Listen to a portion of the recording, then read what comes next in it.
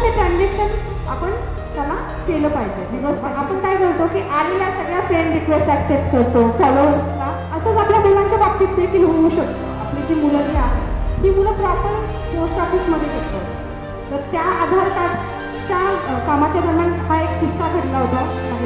तर असं त्याच्यामध्ये त्या मुलींमध्ये असा संवाद झाला की माझ्या आता मी हे जे काम करते आहे त्याचं फेक अकाउंट करणं हे खूप मोठं गुन्ह्याचं असतं आणि त्या मुलीला पण मानसिक त्रास प्लस तिच्या शिक्षणावर परिणाम आणि प्लस कामाच्या ठिकाणी देखील होतो एक वेगळा अनुभव तिला वाईट अनुभव. ऑनलाईन शॉपिंग केली आणि त्यावर जे प्रकारचं मास्क काढावं कार्ड देणं गरजेचं.